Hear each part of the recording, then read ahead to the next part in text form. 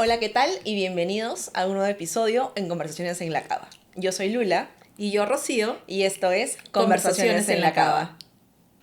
El día de hoy nos acompaña un invitado con una trayectoria fascinante. Él ha navegado por los mares y ahora navega también por aquellos mares, pero de los datos del mundo tecnológico global. Él se ha desempeñado también en el mundo de las Fuerzas Armadas en la fragata Libertad, si es que no me equivoco. Y hoy lidera una de las compañías más importantes en tecnología como es Salesforce. Bienvenido, Tito, a Conversaciones en la Cava. Muchas gracias por la invitación. Feliz de estar aquí con ustedes, chicas, y comencemos a conocernos.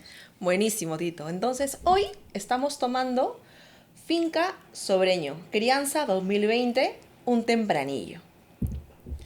Y cuéntanos, ¿qué es Salesforce para nuestros oyentes? Caray, a ver, antes de comenzar en la presentación de la Frata Libertad, la Frata Libertad es un buque argentino en el cual también participé y estuve becado, estuve 6 meses ahí, pero he participado y he estado en diferentes buques de la Marina Peruana. Es la única declaración que te quería hacer para que los que me conocen y conocen no piensen que solo he estado en la Frata Libertad. Ah, no, por supuesto que Sí, no. Sabemos que sí, has sí, tenido sí. un recorrido muy interesante ahí. Sí. ¿Qué es Salesforce? Salesforce es una empresa de tecnología muy conocida los últimos 27 años. Comenzó con todo lo que se conoce como CRM, Customer Relationship Management. Tuvo mucho éxito desde que nació como un software as a service hasta los últimos años que nos hemos transformado en una empresa internamente agéntica y que hoy día queremos traer nuestra experiencia al mercado con todo este mundo de la empresa agéntica, de cómo incorporar la inteligencia artificial en las empresas, partiendo del dato, usando aplicaciones o plataformas de tecnología y llevándolo a el uso de agentes de manera eficiente a través del canal que el cliente se acostumbre, necesite o sea una mejor práctica para su negocio. Buenísimo. Brindando soluciones, siempre. Eso. Salesforce.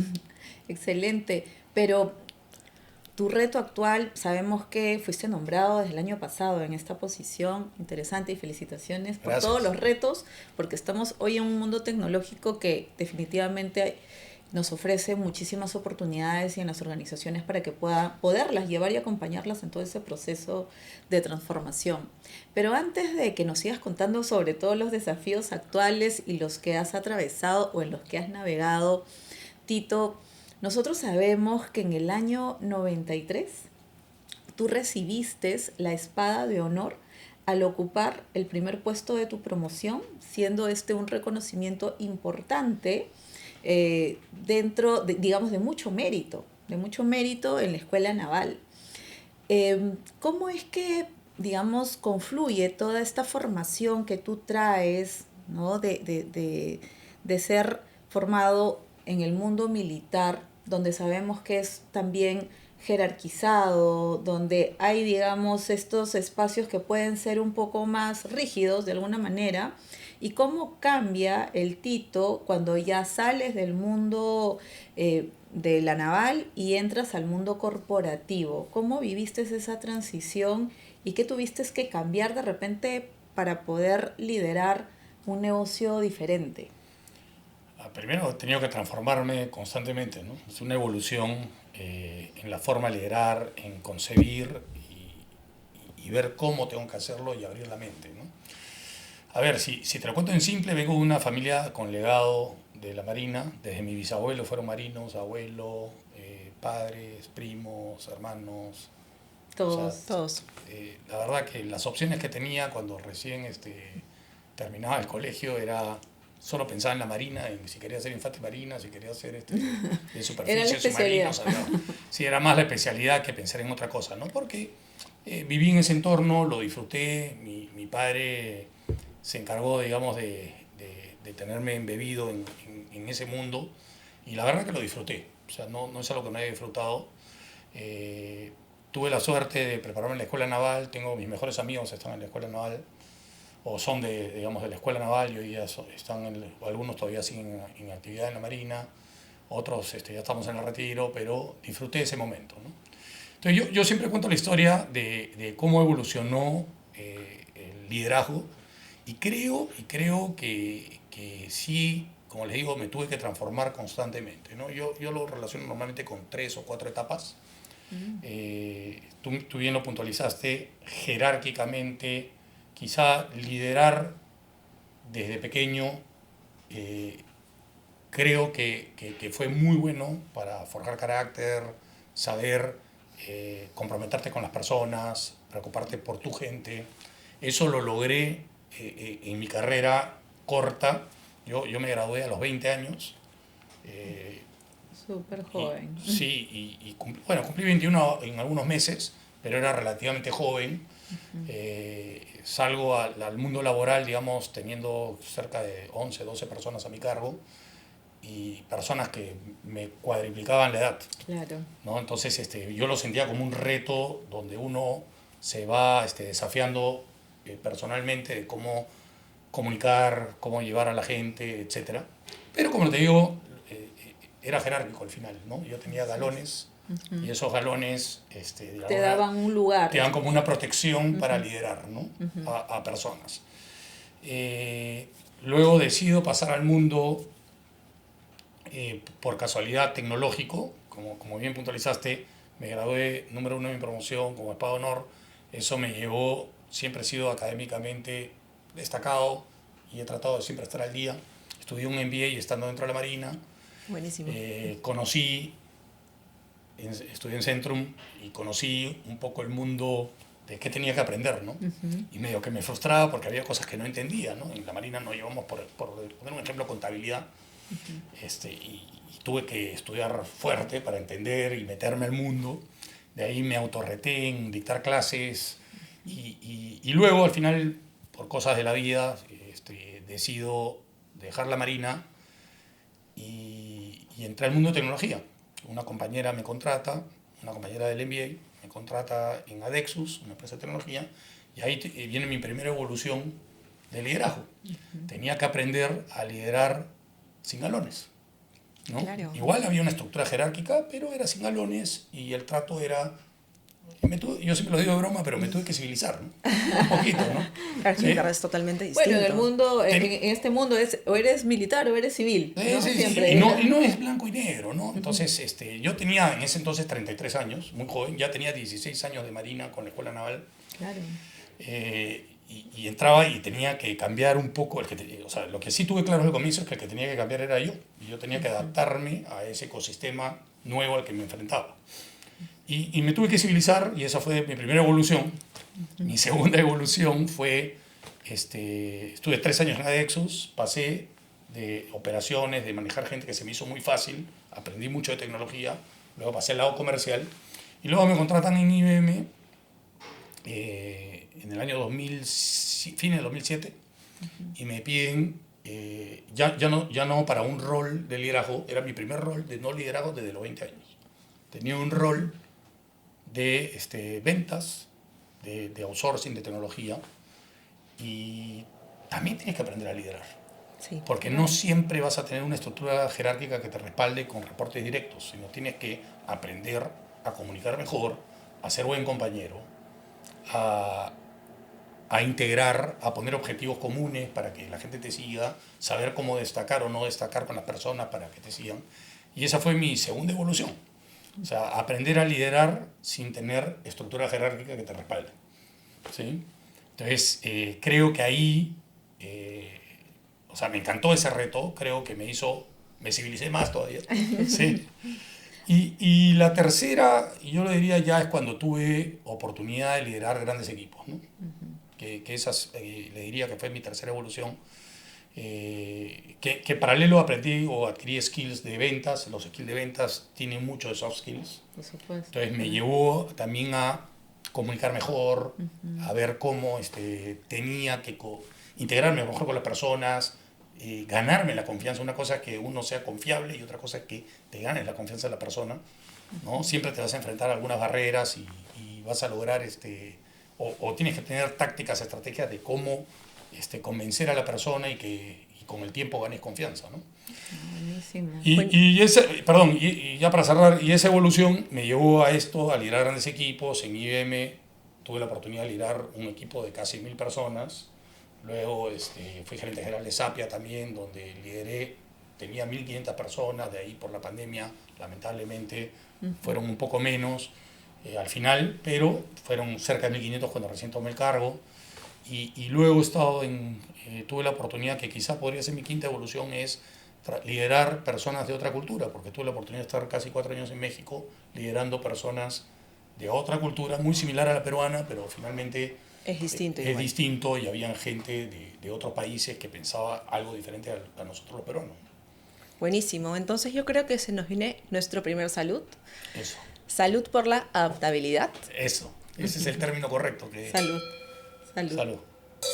Por la adaptabilidad, la resiliencia y cómo surfeaste las olas. Cada reto que venía lo asumías y era, vamos, con todo. Porque al final supiste con humildad que el que tenía que cambiar eras tú. Así que felicitaciones por eso. Eso, muchas gracias. Creo que tú hiciste un ejercicio bastante bueno de decir, aquí no es que estabas buscando encajar tampoco, ¿no? Sino es que estabas sorteando, digamos, una serie de nuevos objetivos, ¿no? Y tú tenías que ver de qué manera los ibas cumpliendo. Y sobre todo me gustó mucho este paso donde comentas que entras a IBM y ya no entrabas a una posición de liderazgo, lo que también a mi lectura veo un espacio de apertura y de apuesta, porque también estabas entrando a una empresa gigante. Por supuesto. Súper. Sí, cuando entré a IBM en Perú solo eran 2.500 personas, si no me equivoco. Claro. Entonces era un tema, y yo creo que me has redondeado bien la palabra adaptabilidad. Creo que sin darme cuenta siempre redondeé tengo que adaptarme y construir sobre tengo fundamento, tengo bases, pero el que tiene que cambiar o ajustar algunas cosas soy yo, ¿no? Claro. ¿No? Y después de esos 16 años en las Fuerzas Armadas, ¿hay algo que extrañes de ese título oficial cuando estás en tu oficina en Salesforce? Sí, a ver, para mí la Marina significó algo medio romántico, ¿no? Porque Fue vengo parte de de una tu vida. familia, claro, era mi vida, nací, veía fotos de mi bisabuelo, abuelo, era muy romántico. Mi padre me llevaba, cuando hacía guardias de oficial joven, me llevaba al submarino, mi padre era submarinista, he navegado en submarino teniendo 11 años, 12 años, entonces como que se romantizó un poco esa carrera y me encantó. El periodo que viví me encantó, ¿sí? Fuera de los momentos duros, porque hay momentos duros, pero Por supuesto. me encantó y disfruté mucho. Me costó tomar la decisión de salir, pero uno cuando ya está afuera, ya tomó la decisión y va para adelante. Es mirar hacia adelante nomás. Pero creo que el mejor reflejo de eso es que mis mejores amigos son de la escuela naval. Claro. Se mantiene. Vienes atrás recordando con cariño. Sí, con mucho cariño, o sea, y muy conectado con la Marina hasta hoy, ¿no? Sí, y es que yo sigo sorprendida porque en realidad, creo yo, son pocas las personas que logran generar una evolución tan real, porque en los perfiles regulares, en el mercado laboral, tú dices, bueno, nos puede funcionar un perfil que venga efectivamente de las Fuerzas Armadas, FAP, Ejército, Naval, porque queremos que este perfil sea así.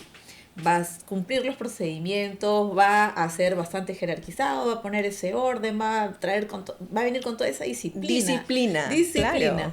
¿no? Cuando hablamos que el mundo tecnológico, o sea, te invita a innovar y a romper probablemente paradigmas o reglas para invitarte justamente a eso, ¿no? A poder crear nuevas soluciones. Y creo que la humanidad en general o los trabajos, nuestra forma de trabajar va a cambiar. Con la inteligencia artificial hoy día creo que nos obliga, sí, nos obliga un poco, las herramientas están siendo aceptadas de alguna manera que va a cambiar la forma de trabajar. Totalmente. Todos, la forma de estudiar, la forma de cómo adquirir conocimiento, de cómo ejecutar una tarea, va a cambiar porque vamos a convivir con inteligencia artificial. Entonces tenemos que adaptarnos.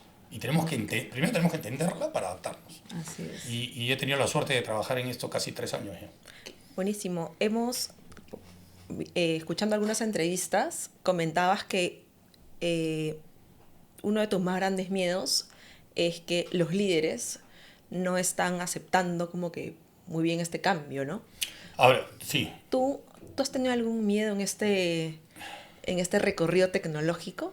Sí, a ver, el miedo que he tenido es al desconocimiento. ¿no? O sea, y no conocer me asustaba un poco y si quieres lo llevo al terreno personal, es miedo de cómo mis hijos van a vivir ese nuevo mundo y si yo no lo entiendo, si cuando tú retrocedes 30, 40 años, que yo lo podía ver, digamos, o lo viví, yo veía a mis padres con el miedo, poniendo un ejemplo básico de que yo estuviera muchas horas en el televisor, o el tiempo que estás en las redes sociales, o con el celular en el día. Hoy día con la inteligencia artificial, el miedo va más allá, porque creo que los cambios van a ser más disruptivos. Entonces, sí tengo temores de a qué amenazas se va a enfrentar mi hijo o mis hijos, y en general las personas, ¿no? Pero digamos, llevando al terreno personal, mis hijos es lo primero que pienso. Y lo que dije es, no, yo esto tengo que conocerlo. O sea, y vino mi oportunidad de tomar la posición de líder de Latinoamérica en IBM para inteligencia artificial. Y ahí dije, no, esto lo tengo que entender y me metí de lleno. Y mi primera meta personal fue, yo en 6 meses tengo que ser speaker. Tengo que pararme frente a la gente y hablarle de inteligencia artificial, pero no inteligencia artificial desde el mundo o la concepción técnica, sino cómo va a impactar al trabajo, a las organizaciones, a los negocios, a la humanidad, cómo lo relaciono con la historia. Y me dediqué a leer, a prepararme, a poner ejemplos de eso, y de todas las presentaciones o ponencias que he tenido, las orienté a eso. Y logré posicionarme en eso. Yo me siento que estoy preparado para tener ese tipo de conversaciones y no dejo de aprender todos los días, ¿no? Y son conversaciones bastante profundas porque en realidad, como tú bien dices, hay un cambio en cómo nos vamos a mover como humanos en toda esta nueva era, ¿no? Porque finalmente es una nueva era la que nos está tocando vivir. Es un cambio radical, digamos, desde el 2022 que entró con fuerza la inteligencia artificial en el mundo en general. Cambia la forma y va a cambiar y va a seguir cambiando la forma cómo nos relacionamos, ¿no? Cómo aprendemos, cómo trabajamos, cómo vamos a convivir.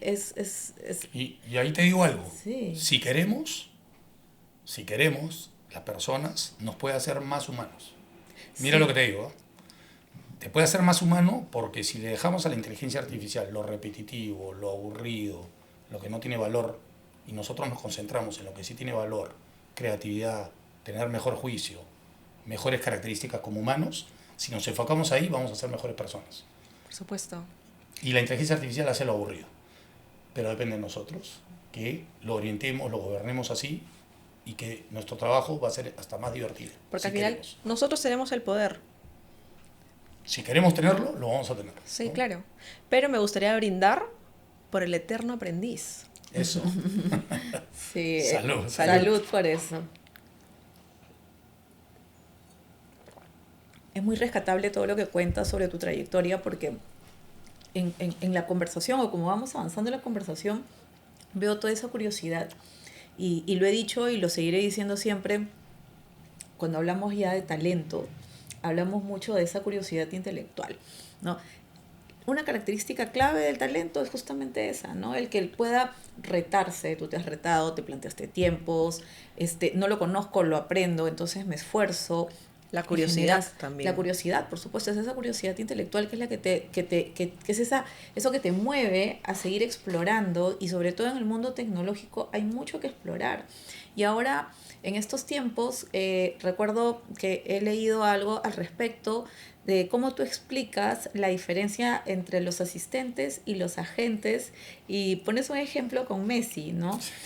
Hoy en realidad es increíble el que podamos decir, bueno, vamos a delegar esto a determinados asistentes, vamos a delegar esto, las empresas agénticas, que también hoy por hoy creo que es uno de los retos que tú tienes en Salesforce, importante. ¿Qué crees que es lo que debemos cuidar y proteger?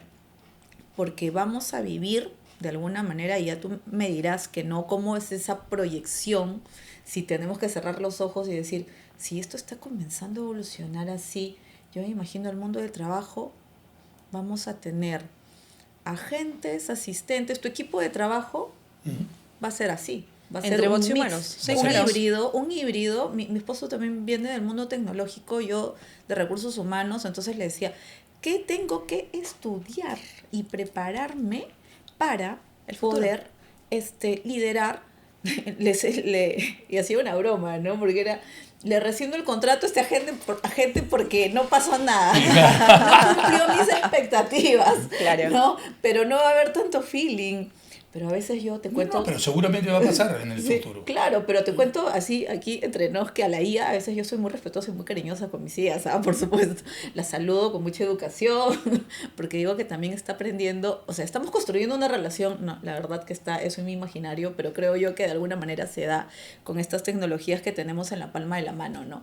Pero, Tito, va a ser todo este proceso y qué debemos cuidar en nuestra humanidad para vivir todo ese proceso de transición e inclusive cómo va a ser cuando nos proyectemos de acá a unos años más? ¿Cómo ves tú? A ver, primero me hiciste acordar una noticia del año pasado. Salió una noticia, no me acuerdo en qué fuente, pero pueden buscarlo en Google porque se encuentra rápido. Es Moderna, el laboratorio que hizo incluso De las vacunas. decidió a nivel global unir tecnología con recursos humanos y puso a recursos humanos a liderar esta transición agéntica de la empresa. Entonces, habla un poco de lo que tú pusiste como ejemplo y creo que hacia eso va el mundo en general. No es que va exactamente ese camino, sino que digamos que estamos pensando en esa combinación agentes de inteligencia artificial con agentes humanos. Así es. Y ahí yo pongo, muy pocos saben qué significa agente, pero viene de agents y viene de ejecutar tareas, de tomar acción. De ahí viene agente.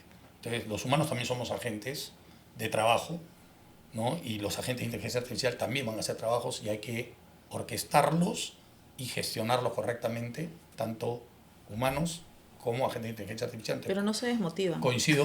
Además, eso es gestión no del cambio. No se desmotivan, un lado, pero tampoco son empáticos. Ajá, Entonces, exacto. dependiendo de lo que quieras hacer, por poner un ejemplo, ¿no? Entonces, a ver, te aterrizo un ejemplo y después te hablo un poco de futurología. En un hospital de tratamiento de cáncer, ¿vas a poner un agente de inteligencia artificial a atender a los pacientes? No, no es cierto. No. O sea, nos haría menos humanos y mucho más fríos. Así es. Y ese tipo de cosas son las que hay que pensar hasta dónde éticamente quiero que avance la inteligencia artificial y qué cosa no. Vamos a poner un ejemplo simple. Claro, y la ética y la regulación también acompañando todo ese proceso, creo yo, ¿no? La regulación son las reglas que ponemos los humanos.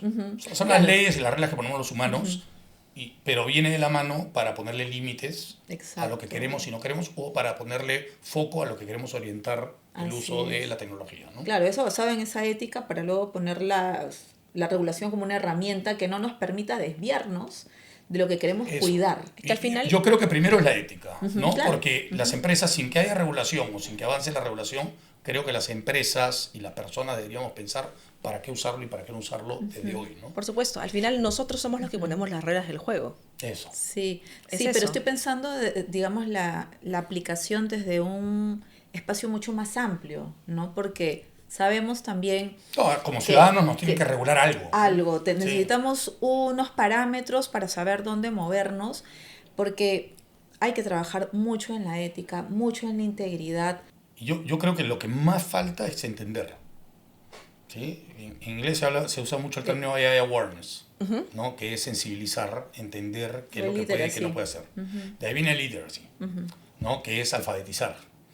¿Sí? Son como las etapas. Awareness, hay un colegio en Carolina del Norte que ha determinado que a los chicos de educación inicial, más o menos, es awareness, sensibilizarlos, no darle herramientas todavía. A partir de primero o cuarto grado, si no me equivoco, más o menos esos grados, ya le das literacy, o sea, los empiezas a alfabetizar usando herramientas desde el punto de vista siempre optimista o positivo.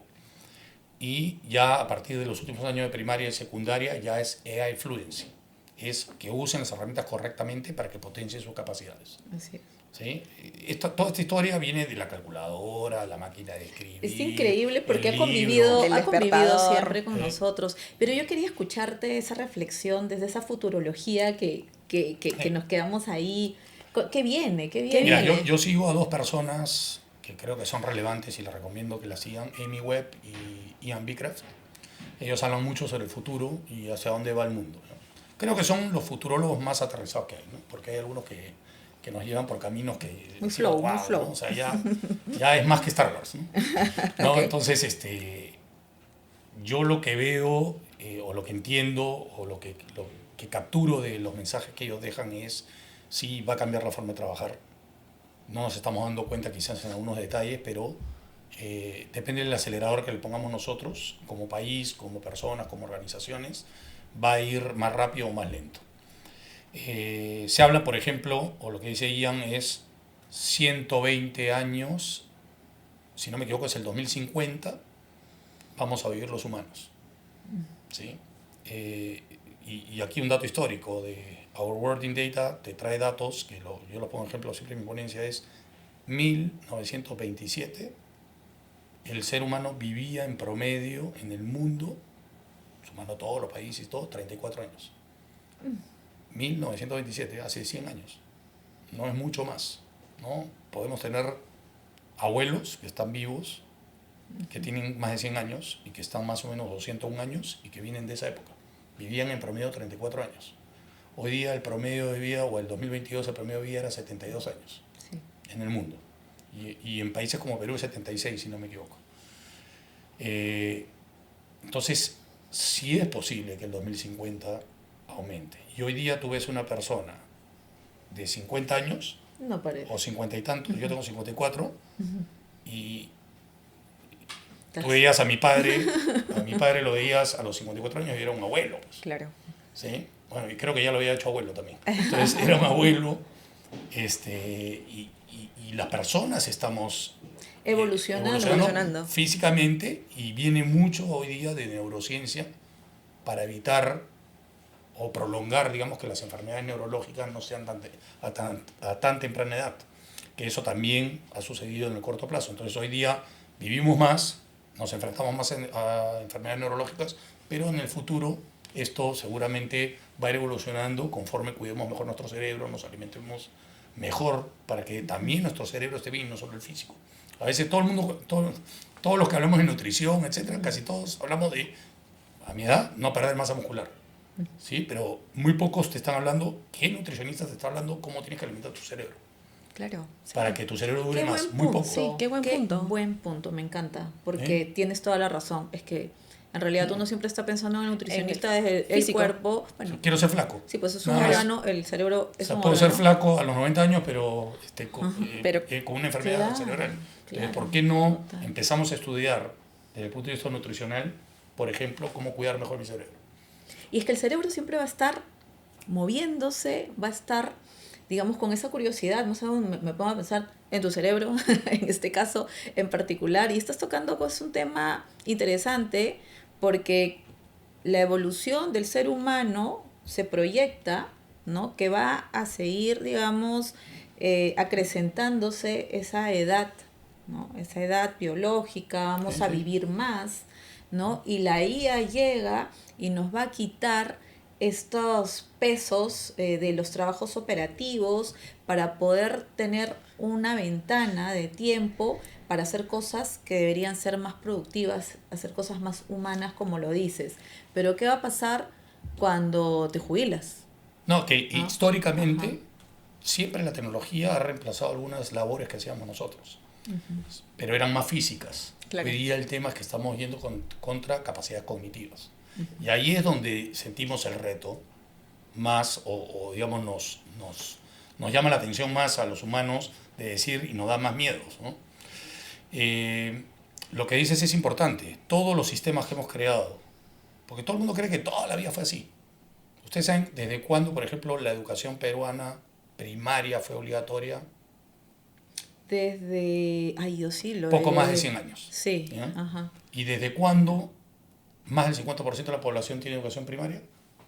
Desde más o menos 50 años. Más o menos, para darles una idea. Entonces, no siempre fue así. ¿Sí? Estamos hablando de 100 años, 150 años, y nosotros tendemos a normalizar lo que hemos vivido. El problema es que no lo vivimos.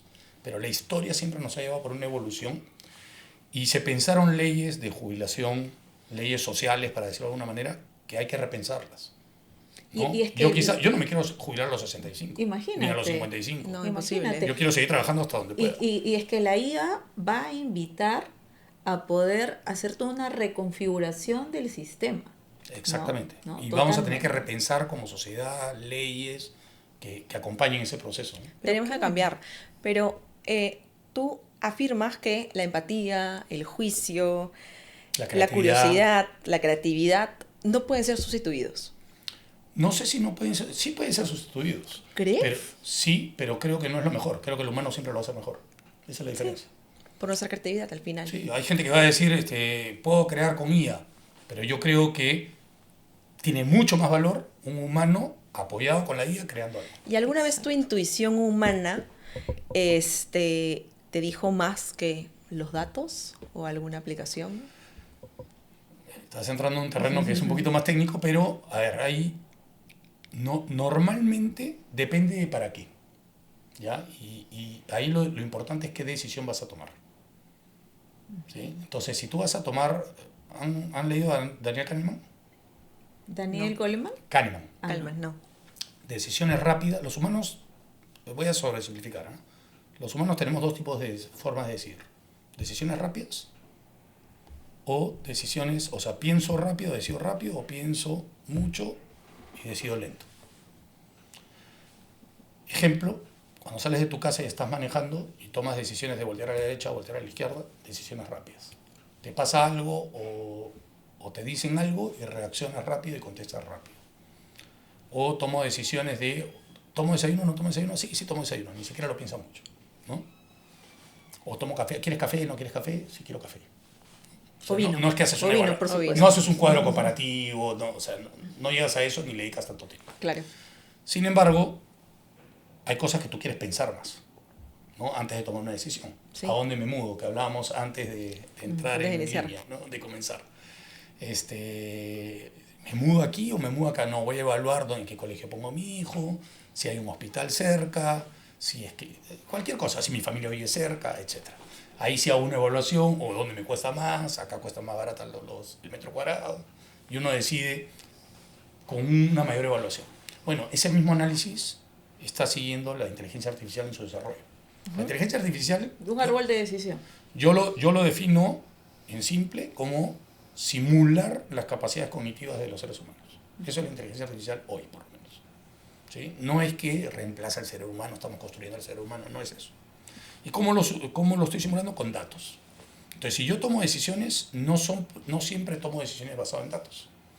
Pero dentro del concepto de datos y explotar los datos, que lo que hace la inteligencia artificial es relacionar los datos, los relaciona de dos maneras, de forma determinística y de forma probabilística, por lo menos hoy.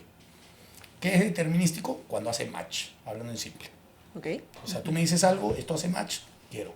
Entonces voy rápido, ¿no? Tú me dices, le dices a la inteligencia artificial, ¿dónde queda Ibayo? Y te dice, esta es la dirección, porque no hay otro Ibayo en Perú, no hay otro Ibayo en Lima, no, y va directo, ¿no? Salvo que haya Ibayos en todos los países y ya se demora un poco más. Y te ponen las Y te empieza a relacionar, te dice, oye, he encontrado en 5 países, y tú le dices, no, en Lima, solo hay uno, esta es la dirección, ¿sí? Eso es hacer match, keywords, match. Es más determinístico. Te ponen el ejemplo súper simple, ¿eh? Pero a veces tú decides en base a probabilidades, ¿no? ¿Por qué? Dices, ¿mañana hará frío o no hará frío? ¿Me pongo casaca, campera, como dicen los argentinos, o chamarra, como dicen los mexicanos? ¿Qué me pongo? ¿Me pongo o no me pongo? ¿Llevo o no llevo? No la quiero estar cargando. ¿Hará calor o hará frío? Entonces, ¿qué veo? El clima. El clima sigue siendo probabilístico, porque el Cenami no siempre acierta, ¿no? Por supuesto. Y vas a un tema probabilístico, pero tú tomas una decisión. ¿Qué decisión tomas? La que crees que es la más cierta, ¿no? La que te lleva a un nivel de certidumbre más alto. Esos dos principios los usa hoy día la inteligencia artificial a través de agentes o asistentes. Eso es lo que hace hoy la inteligencia artificial. ¿Y Con dónde datos. entra? Claro, pero ¿dónde entra la famosa? ¿Intuición? La intuición es una forma de decisión rápida del ser humano que está más relacionado con temas de nuestra memoria y con temas emocionales. ¿Y cómo es ¿Te ha Tito? funcionado alguna vez? ¿O cómo es Tito? Puede ser suerte, ¿Datos o intuición? depende de lo que haga. Yo creo que soy mucho más racional que emocional. Te escucho, pero está bien, porque es tu formación. Ojo y vamos al... No, y depende de la situación. por supuesto, totalmente. O sea, uno se vuelve más emocional quizá en ciertas situaciones y más racional en otras. Y si yo te digo, Tito, dime porcentaje del día que eres más emocional o racional, yo te voy a decir, soy más racional que emocional. Claro, claro. Va a depender del caso en sí. Pues, ¿no? Claro, Sí. totalmente. No, Es una en un emergencia, escenario, es en un reaccionar. escenario muy emocional, donde, no sé, algún enfermo o algo, seguramente mi decisión va a ser más emocional y empática. ¿No? Porque no necesariamente la parte emocional es de uno mismo, sino puede ser que te pones en el lugar del otro y dices, uy, esta persona está sufriendo, necesito ayudar. ¿No? Desde esa empatía. He puesto el ejemplo extremo, pero también hay ejemplos del día a día. ¿no? Claro, Claro, hay ejemplos también del día a día. Tito, y pensando, bueno, estamos Hemos hablando... entrado a mucha profundidad. Sí, por supuesto, porque de eso se trata la conversación y el vino también nos va llevando, digamos, a abrir estos espacios que tú nos permites, digamos, conocerte también un poco más. Irónicamente, Alberto Indacochea lleva las siglas AI. de AI. Es una Es un llamado coincidencia... Es el destino, No, quizás. es el destino, digo yo. Me hace más racional. No hay coincidencias, pero digamos tú eres un fiel creyente que hay que trabajar en todo este AI literacy, el poder alfabetizar, digamos, a la gente, ya lo hemos visto antes entre el awareness, el poder explicar a la gente de qué se trata y cómo lo va a aplicar. ¿Qué aconsejarías tú hoy a la gente que está entrando en estos procesos de cambio o a los emprendedores que también quieren trabajar con la IA? ¿Qué les dirías tú para que ellos puedan, digamos, trabajar con la IA, pero con propósito? Les cuento después qué hago yo, pero para responderte rápido, no es fácil, porque siempre me preguntan específicamente cómo comienzo, dónde estudio. Es la pregunta específica que quieren todos. Hay tanto, Sí. ¿ya? Que uno tiene que elegir por dónde comenzar. Y yo lo que les digo es, hay tanta información, hay tanta fuente de información, que tienes que elegir primero en qué parte del espectro quieres estar. Más pegado al negocio, más pegado a temas personales del uso de la IA, o quieres estar en el extremo del técnico. Entonces, si quieres ir al extremo técnico, busca ABC, ¿no? Para no recomendar algo específico, porque depende también, ahí hay más preguntas que hacer, ¿no? Y desde el punto de vista de negocio, también hay muchas fuentes y mucha información, pero comienza con algo. Entonces, yo lo que les recomiendo así en términos generales es, empieza a usar las herramientas para que toques y veas cómo te responden y seas más sensible en lo que estás haciendo. Y empieza a aprender, pregunta, habla, ve cómo lo pones, estudia un poquito, léete un libro. Un aprendiz constante. Sí, tienes que meterte a hacer eso, ¿no? Porque esto es constante y la velocidad, los ciclos son cada vez más cortos. Ian Beecraft también dice que los ciclos de aprendizaje, de adquirir nuevos skills, va a ser cada 6 meses. O sea, eso de que, uy, me voy a meter a un MBA y después voy a ir a meterme a otro. Dice, sí, cada 6 meses tienes que estudiar algo nuevo porque si no te quedas. Es que yo, y eso va a suceder de acá a 5 años. Es que yo tengo mis hijos que están por acabar el colegio y digo, ¿qué van a hacer de su carrera? Realmente, o sea, yo me cuestiono, ¿no? ¿Les servirá? O sea, 5 años, la verdad que no entiendo cómo es que los va a acompañar, pero bueno. El sistema educativo tiene que evolucionar. Tiene que reformarse, modificarse, y yo soy un convencido de eso. Sí, o sea, la forma de aprender ya cambió. Y tú siendo un tecnooptimista, que siempre tienes el vaso lleno, ¿cuál es tu sueño del no Perú 2030, porque siento que estamos a la vuelta de la esquina, sino un 2050? Tenemos que hacer muchas cosas. Creo que el problema más grande que tenemos es educación. O sea, podemos hablar de pobreza, infraestructura, que son los temas quizás más fuertes, pero educación es lo que, si no invertimos en educación, vamos a estar súper complicados. Que es justamente lo que estamos mencionando. Y si yo tuviera la oportunidad de ayudar o colaborar para darle visión al tema educativo, me encantaría participar, porque creo que sí tiene que reformarse la educación. Desde la estructura, quizá pensar bueno, siempre se ha hablado en el Perú que faltan carreras técnicas, pero ¿por qué una carrera técnica tiene que durar 3 años? Hoy día debería durar 1 año. o 6 meses. ¿Por qué una carrera profesional tiene que durar 5 años? En otros países ya son 4 años. Porque no puede durar 3. Hoy día con la velocidad que tiene todo, pueden durar 2, 3 años. Y quizá un refresh, no sé, como quiera normarlo el país, pero que cambie ya. ¿Por qué toda la educación tiene que ser presencial? ¿Por qué no es híbrida? O sea, yo sí creo que tiene que haber presencialidad, ojo, ¿eh? Porque eso nos hace más humanos. Totalmente. ¿Sí? Pero ¿por qué no híbrida? O sea, yo no quiero dar la respuesta aquí, pero ¿por qué no la repensamos? ¿No? ¿Por qué no la repensamos? ¿Sí? ¿Y crees que desde Salesforce podrían hacer algo?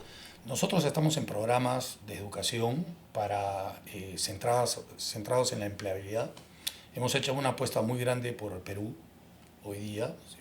Me atrevería a decirle que somos una de las empresas tecnológicas que más está invirtiendo en Perú. Hoy día somos más de 20 personas ya. Y estamos armando el equipo. Estamos armando el equipo para llegar más a las empresas, ayudar.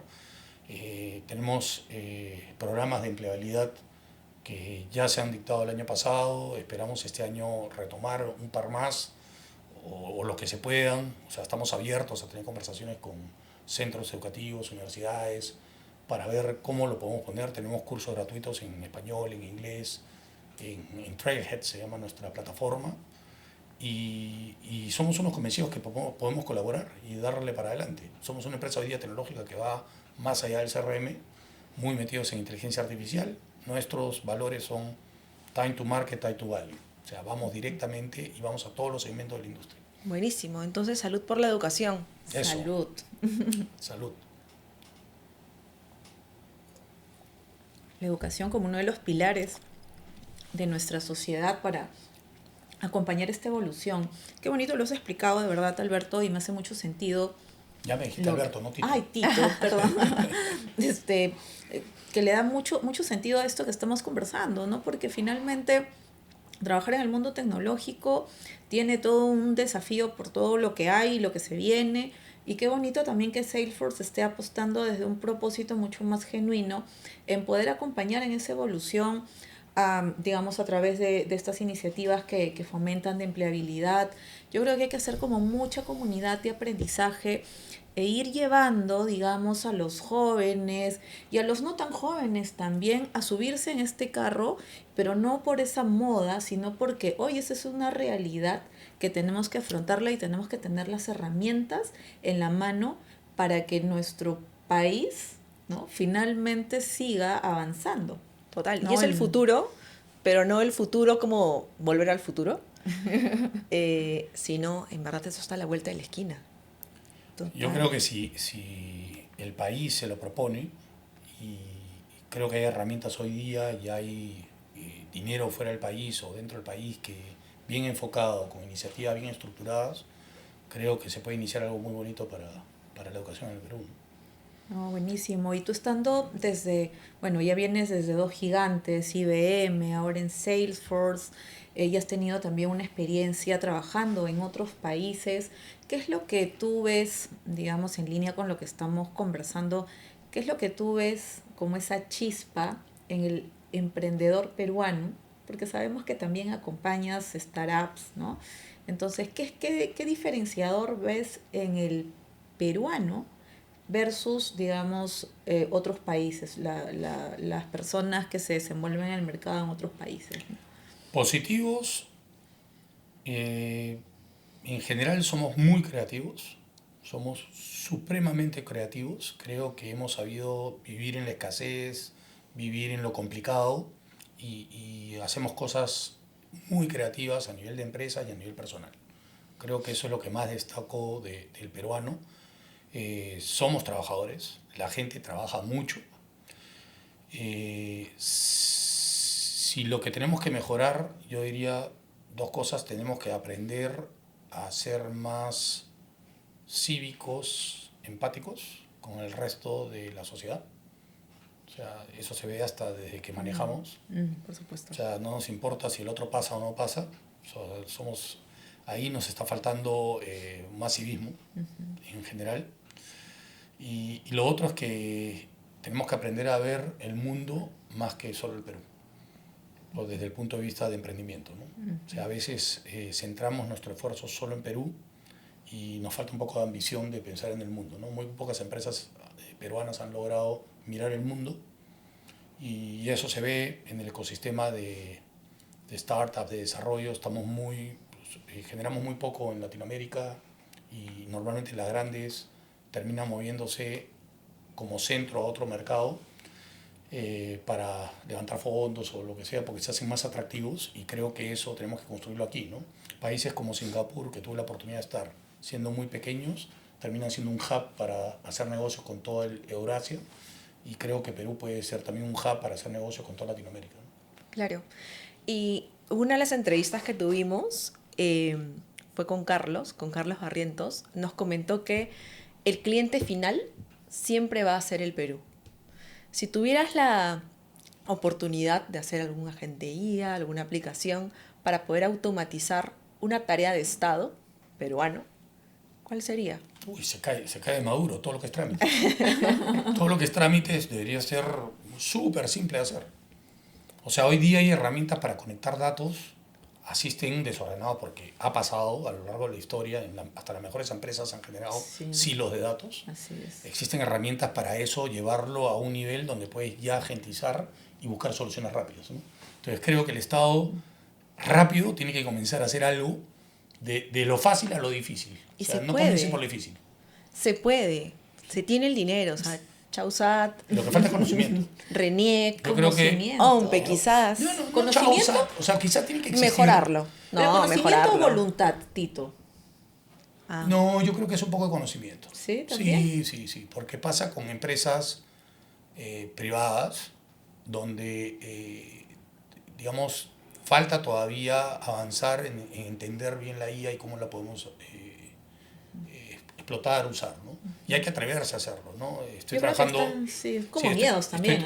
Hay miedos. Es el cambio. Hay falta de alfabetismo, de entender. Obliga a un cambio organizacional, ustedes lo han mencionado. Entonces, si no lo lidera el top management, es muy difícil que las empresas realmente hagan algo disruptivo o de mayor impacto, ¿no? El ejemplo es, o sea, si yo lo trato financieramente, aplicar IA. Primero, he visto tendencias de aplicar IA como la novedad. La otra es aplicar IA desde el punto de vista estrictamente financiero. Y la otra es ya desde el punto de vista estratégico, donde hay que tener el componente de novedad, hay que tener el componente financiero, hay que tener el componente humano. Entonces, ¿qué hago si en mi fórmula voy a ir hacia ese camino? ¿Qué estoy haciendo con las personas? Reskilling, upskilling, los estoy llevando a otro nivel, estoy pensando hacer... Entonces, creo que esa forma de pensar holística nos falta desarrollarla todavía en general en el Perú, ¿eh? Y hablo de todo nivel de organización. Y todo va de la mano, ¿no? Porque también es la capacitación que tienen que llevar los trabajadores para estas nuevas formas, para este nuevo mundo, en general. ¿No, Ro? Sí, definitivamente la capacitación como uno de los ejes, ¿no? Porque en Sí, realidad total. es todo un proceso de gestión del cambio organizacional Sí. para que llevarlos a donde queremos estar, ¿no? Es gestión del cambio en su máximo esplendor. Digamos, muchas veces, hoy por hoy creo que, y me alegra saber, las organizaciones cada vez van pidiéndolo más, ¿no? El poder entrar en esos procesos de cambio que antes no eran tan articulados, antes no eran tan metodológicos. Tú decías, ay, bueno, voy a estudiar el ADCAR, el PROCI, como una herramienta. Hoy es que lo tienes que conocer, o sea, inclusive yo también soy muy curiosa y me gusta nutrirme de esas metodologías, que el Lean Agile y todo lo demás, el Agile Change Management, que debe de acompañar todo el proceso. O sea, un líder que no es un change maker no va a generar, digamos, esos resultados que se esperan en el negocio, ¿no? Porque todo se moviliza a través de las personas, ¿no? Pero a veces desde los negocios ven que la inteligencia artificial es que hay que tener toda esa arquitectura, toda esa infraestructura, y es verdad, seguramente hay mucho que invertir al respecto, pero no sabes cuánto tiempo te va a demorar generar ese paso para llevar a tu gente hacia donde quieres estar, ¿no? Y es un viaje, no es un plug and play, ¿no? No es que compro una cajita y que me da resultados con AI, es un viaje donde se está transformando las empresas. Tengo la oportunidad hoy día de estar en un proyecto con una empresa, no es pública todavía, pero el mismo gerente general está liderando el cambio. Buenísimo. Y estamos discutiendo a nivel de datos y me dice, ¿por qué me contesta esto? ¿Por qué? Y hay explicaciones un poco técnicas y él quiere entender y quiere saber porque él está tomando decisiones en paralelo en su organización. De formas de trabajar las está cambiando áreas. Entonces él quiere entender y está encima de esto. Pero ¿no? maravilloso, porque está imbuido. Es un súper proyecto, yo estoy muy contento ahí Bueno. y le dedico mucho tiempo porque queremos que sea exitoso y yo estoy seguro que él también quiere que esto sea exitoso. Y Claro, que creo y que toca es en como- cascada al final. Por supuesto, o sea, hay un nivel de confianza, de credibilidad al líder que va comandando, pero todo depende también de esa visión del líder, ¿no? Sí. Realmente que vea. La vez pasada estábamos conversando también con otro invitado, no sé si fue dentro de cámaras o detrás de cámaras, Lu, no sé si te acuerdas, que acabas de decir un punto importante, ¿no? Porque este líder, siendo la cabeza de su organización, quiere llegar y conocer el detalle. Y a veces eso se confunde, Micromanagement. No. No. Sí, pero no es que quiere conocer No, el por detalle, eso- Quiere entender por todo. qué hay detrás y si él puede hacer algo para acelerarlo. Por supuesto. Pero me parece para espectacular, enfocarse, claro, ¿no? porque, y a eso iba con la reflexión, porque ese líder está tan imbuido de que quiere que funcione, que necesita entender y a veces llegar a esos puntos, pero no para decir, oye, yo lo voy a hacer, porque lo aquí, porque allá, sino es que realmente uno tiene que entrar para poder luego, digamos, acompañar a los equipos sobre los obstáculos que se van identificando. Le doy un poco de contexto, ¿verdad? Él está creciendo y él dice, este crecimiento no va a ser eterno y yo para seguir siendo competitivo necesito transformar y lo único que me va a ayudar a transformar es la tecnología. Entonces, él está muy enfocado en eso, pensando a mediano plazo y él está 100% metido en esto para que tenga éxito basado en los KPIs que está viendo. Están viendo KPIs de negocio y viendo resultados. Claro, ¿no? O sea, es de aplaudir, ¿no? Muy por el contrario, nuestro comentario va reforzando a que qué bueno que existan líderes que se involucren en ese nivel para hacer que las cosas realmente pasen, ¿no? Y que se la crean. Y tú puedes estar, digamos, desde un liderazgo muy estratégico, porque es la cabeza de esa organización, pero cuando entramos en procesos de cambio tan profundos, ¿no? O que requieren acciones tan rápidas como las que mencionas, es importante, digamos, ese compromiso del líder, porque él no solamente, yo me imagino, él no solamente está ahí, digamos, desde ese rol de liderazgo, él debe estar sentado, porque para entender está sentado con el equipo, ¿no? Con su equipo. Entonces Sí. es el equipo que lo va nutriendo y va generando esa confianza, esa conversación donde el equipo se sienta libre de decir, esto no está funcionando, esto sí está funcionando, y van caminando. Yo le mando información que hemos definido todas las semanas y me junto con él a tomar un café y conversar sobre esto una vez al mes, Buenísimo. Excelente. desde hace 4 meses. Maravilloso. ¿Y qué tal el equipo, ah? O sea, súper poderoso para estar sosteniendo todo este cambio. Así es. No, y todas las Está muy organizaciones bueno. hoy se están moviendo mucho. No, pero en general yo veo el mercado moviendo Claro. muchas iniciativas, pero falta, o sea, Las brechas existen no, todavía. claro, existen y creo que hay que pensar en las pymes, hay que pensar en generar el mercado, conocimiento, educación, lo que hablamos. En verdad siento que esta conversación nos ha quedado bastante corta. Tenemos muchísimo por qué hablar. Nos Muchísimas hemos centrado gracias. mucho en la guía y en el cambio. Sí, pero nos estás traduciendo tú, tu estilo de liderazgo, que de verdad que ha sido bastante enriquecedor, Tito, ver cómo, digamos, a mí la palabra que me queda mucho es de adaptabilidad, Adaptabilidad. de romper tus propios paradigmas, ¿no? Y como para ir cerrando la conversación, ¿cuál es el cambio más profundo que tú has hecho a lo largo de tu trayectoria, pero algo que te tuviste que retar tú, desde tu ser? Ya hablamos de la adaptabilidad, pero hay algo que tú de repente era tu no negociable y lo tuviste que dejar a un lado para Para poder avanzar. para que, digamos, nazca este Tito evolucionado. A ver, lo relaciono con 2 cosas. Primero, que mi esposa, mis hijos, creo que siempre me han soportado y me han acompañado en esto. Saben que me gusta estudiar, que me gusta leer, que me gusta... Y me dan mi espacio para eso y yo lo agradezco, a veces sacrificando tiempo en familia, ¿no? Entonces, eso para mí es espectacular. Tengo una familia preciosa 2 de mis hijos no están en Perú hoy día, pero tengo una familia preciosa, tengo una excelente familia, etcétera, ¿no? O sea, todo eso muy bien y ese es el soporte de todo lo que hago. Por el otro lado, muy personal, mi punto de quiebre y el reto más fuerte que pasé es que yo no sabía, ni quería, ni podía hablar en público. ¿En serio? Buenísimo. Por eso te retaste. En Y 6 me meses reté voy a ser speaker. cuando mi primer trauma real fue a los, ahorita te digo la edad, el año 90, 19 años. ¿Y por qué lo dices como trauma? ¿Qué pasó? ¿Qué pasó? Tuve que hablar en público en la escuela naval y dije cualquier cosa, no me acuerdo qué hablé, me puse súper nervioso, eran como 500, 600 personas y dije no, esto tiene que cambiar y lo tengo que vencer. Comencé dictando clases, tengo casi más de 20 años de docencia dictando clases y tengo que ser speaker, por ejemplo eso viene en correlación con lo del speaker que les conté hace un rato. O sea, dije, no, tengo que vencerlo y la mejor manera de vencerlo es, vamos, así sudes, así tengas miedo, te tendrás que preparar más, tendrás que, pero párate en el escenario, párate entre personas y cada vez me paré delante de más personas. Mira, y claro, ¿no? En algún momento me he parado frente a 1.200 personas, que Claro. ya no me Ya como asusta, speaker. ya no Claro. me asusta, pero sí, igual me preparo, pero... Siempre. Pues claro, pero te digo, yo sudaba y estaba súper nervioso cuando tenía 19, 20 años a hablar en público. Pero mira qué bonito lo que nos estás contando porque es ese mensaje para la juventud, ¿no? Porque yo, digamos, pensaba en el Tito, espada de honor de su promoción. ¡Wow! Fuerte, se los marino. comía a todos ahí, No. Entonces, ¿quién sabe? Yo sé la respuesta, profesor.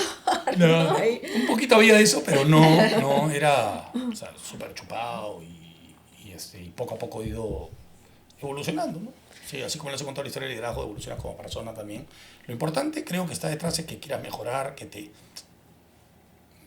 principio de inteligencia emocional, ¿no? Primero El conocerte, autoconocimiento. de ahí controlarte, de ahí motivarte, de ahí ser empático y tener habilidades sociales. Y 5 saliendo puntos. adelante. Y eso, digamos, es un proceso de...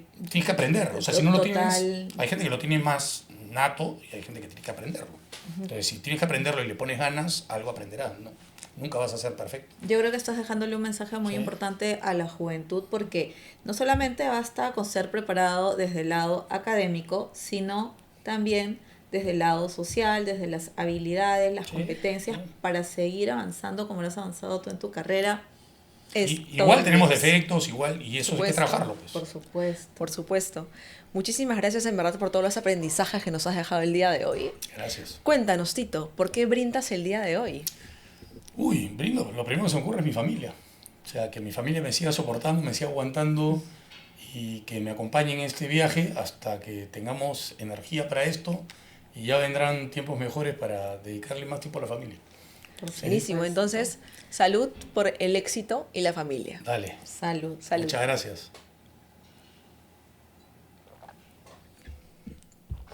Muchas gracias. Pueden seguirnos y escucharnos en YouTube, Spotify, TikTok e Instagram. Nos vemos el siguiente episodio en La Cava. Dale, muchas gracias por la invitación.